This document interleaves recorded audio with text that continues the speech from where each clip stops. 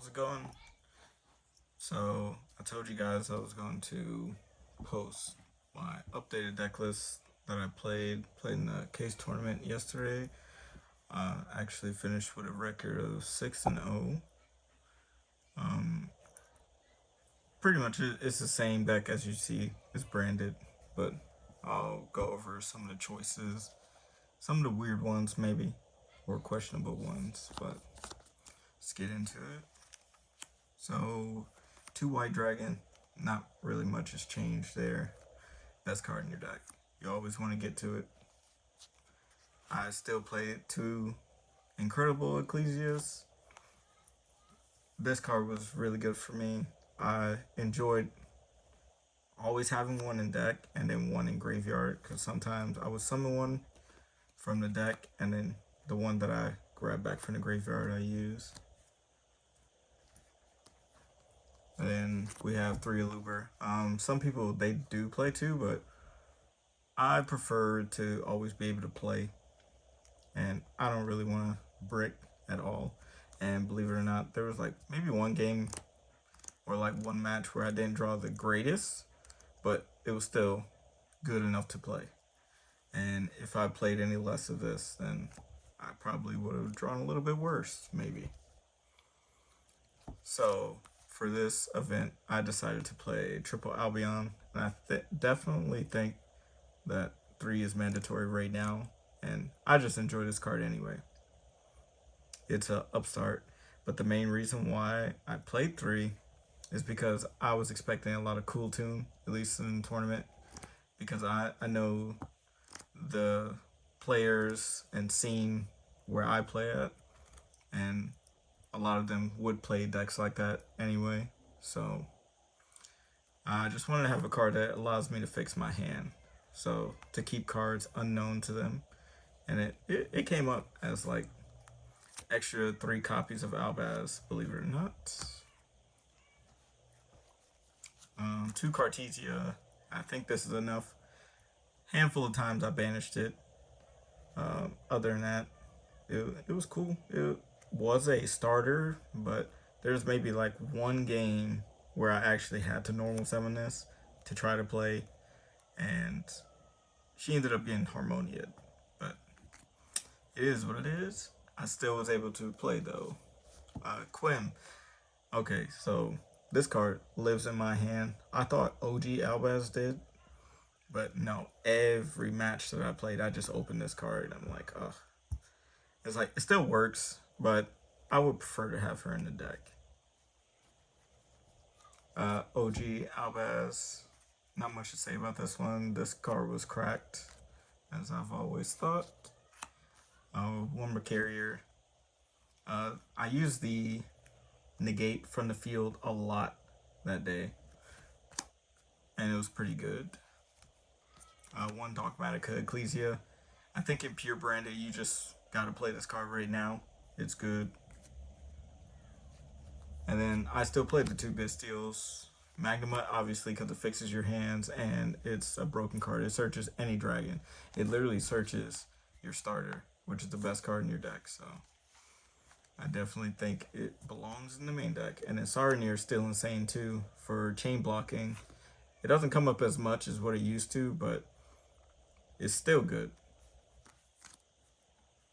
That's it for the monsters, for the spells. Best spell in the game, Brain Diffusion. I love this card. I probably use it maybe like 3 or 5 times in the tournament out of all the rounds I played, but it's still good. The most broken spell in my deck. This card was an Ash Magnet. Whenever I did get Ash, this was the card that got Ashed, which makes sense. Like I said before, even when Brain Diffusion was a thing, like when it first came out, this was the card that literally got you to a lot of extenders, because we always assumed this card was always going to get negated. So this was the real card to negate. I played 3 opening. I still like 3 opening and pure branded, at least in the version that I'm playing. It does kind of suck going second sometimes, and sometimes it's good to just side one out depending on the matchup. But for the most part, you just want to have ways to play. Because we're not really playing like a lot of the older branded spells and traps that are bricks. Fallen to Virtuous. This is a Pokemon card. It's in the wrong card game, but it's like actually really good in this deck versus like all the other decks that play this card. They just use it to pop, but we get the value of reborning, and the reborn is so strong. So the weird choice. I play one Nadir. So my problem with this card was it locks you out of the extra deck the rest of the turn. So if you're going second and you're trying to break the board and then you gotta live on this, that's not really enough to do anything like to break the board because you pretty much can't kill him. It's a little hard to kill your opponent through a monster board when you can't go to your extra deck. So, but you can pretty much break their board. But I think it's just better as a one of. And then for the non-engine Triple Crown, every time I drew this card, it was insane. I used it maybe like once. So this is like one of the first tournaments where I didn't see it that often. But I mean, it was still good when I saw it. Super Poly, obviously, this card has always been custom. I know there were certain formats where it was like, yeah, it's great and branded, but it just, there's not really nothing to fuse with. But now you can fuse with anything. And like I said before, if Cool Tune players like see this card in your hand, they're forced to play around it. If they don't, they just get blown out by it. And then for the traps, Sword and Retribution. So there was like one match where I sided this out and I needed it. I didn't lose that game, but it still mattered. But then just going forward, I just kept it in post side. Like certain matchups, sometimes it's like, okay, I have to remind myself if I'm siding it out that I'm siding it out to not go for those specific branded fusion lines if I know it's not in my deck. And then the last three cards, Spark. This card was great. It's a okay card overall, but it was actually great. It actually won me my last match that I played in the tournament. So, but it was kind of weird. At first, I thought I wasn't gonna win that one because I opened two, and then the next turn I drew the third one. But I just tried to live, and it ended up working out. It's 40 in the main, so extra. It's just Jade, best card. Sanctifier, this card was cracked. I don't know why people cut this card. Like, it's one of the best cards to summon when you get food. I don't understand why branded players aren't playing it and actually using it, not to floodgate people. Like, people get it misconstrued. You don't need it to floodgate. This card was designed to fusion summon during your opponent's turn. So when you get interrupted, why not just end on this if you can? It actually comes up a lot. And this is another card that ended up helping me a lot. Alba, you know, I never leave my house without this card. Even if they're not playing dragons, I'm still under the belief that if I play dragons, I play this card. And my whole deck is pretty much dragons and spellcasters. You use it as a combo piece, and a lot of people forget about that. And obviously, the multiple attacks does come up. 2 Dogma. This card literally gives you infinite grind game, so I definitely think 2 is amazing. Sometimes you send 1 off the White Dragon whenever you go first, if you use High Spirits to do the play. Sometimes you do it just so you can do like in-phase virtuous combos.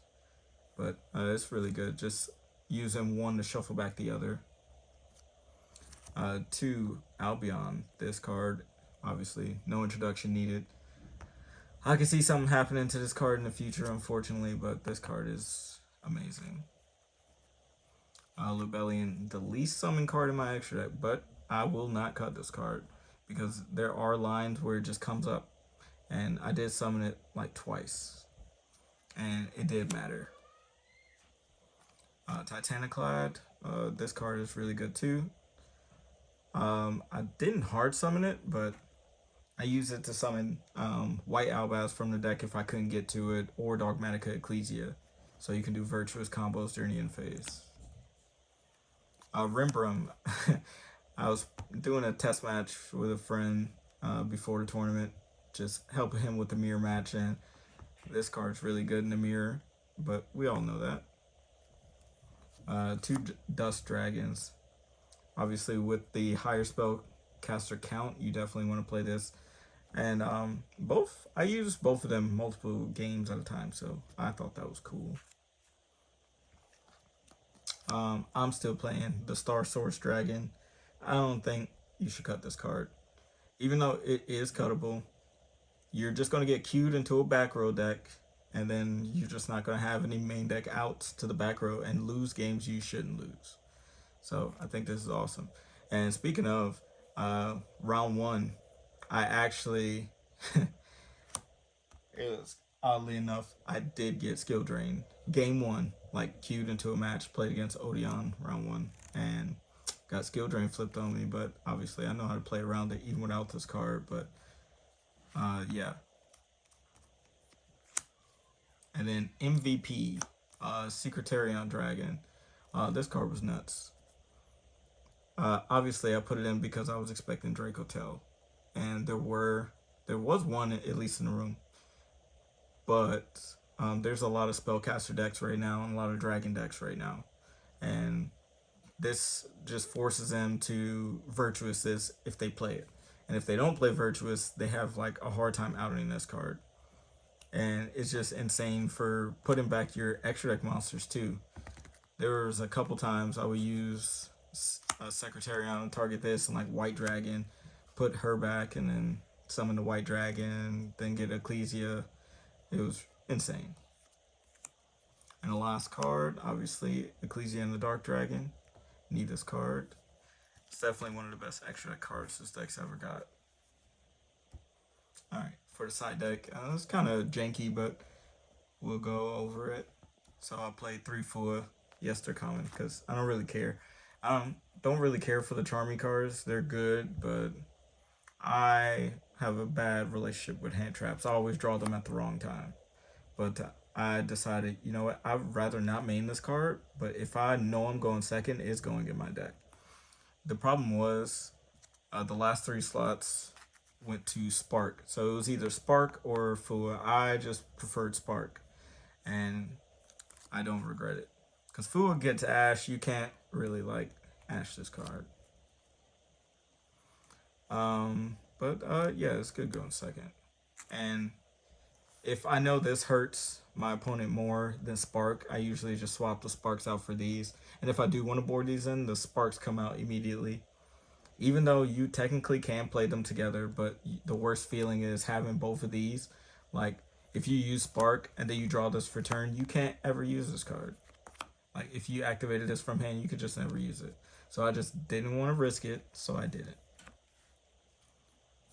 2 Droll, that's another reason why. So another wind hand trap that I couldn't access under Spark. So Droll is good because of I expected Mitsurugi decks too, and it's actually pretty good against a lot of stuff. 2 Bestials because I did expect a lot of mirror matches, and I didn't play any mirrors, but there were quite a few in the room. They're just good overall, but against any light or dark deck, I just side them in anyway. And they're dragons, so worst case, you can play the beatdown game. Diabels, this card was okay.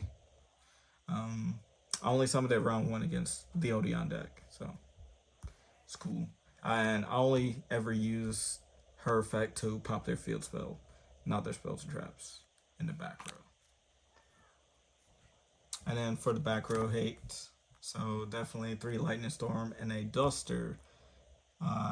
Like I said, just wanted to draw this against like back row decks or decks that play a bunch of floodgates.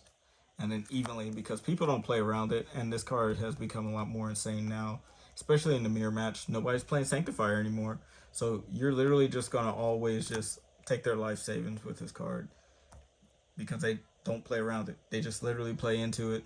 You don't play any hand traps, so they're gonna combo, and it's not like they're giving you a monster anyway. So definitely came up. It's good against all those like FTK type of decks.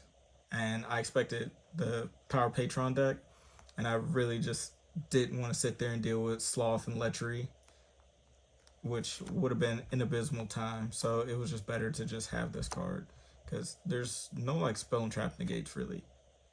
Maybe like spells, but not like traps like this. So, but yeah, that was my deck. Out of my entry, I did pull another Ecclesia, so that's cool. I have two now, and I ended up getting 2.5 boxes, and most of the cards in my boxes kind of sucked except for this. So I do have a Harmonia now, so that's cool. But yeah, that was my tournament report. I think this deck's still really good. I really enjoyed this build a lot. This is the one I've been pretty much testing around with, because I wanted to play something different. I wanted to play Power Patron, but I just went with something I was comfortable with. And I didn't really want to get like hand trapped into oblivion playing the patron deck. It's like I get high rolled all the time, so I just, if I'm gonna get high rolled, I may as well play something I have the most intelligence and skill with, at least currently. So, but yeah, that was my deck. Y'all let me know what y'all think. Leave a like, comment, subscribe.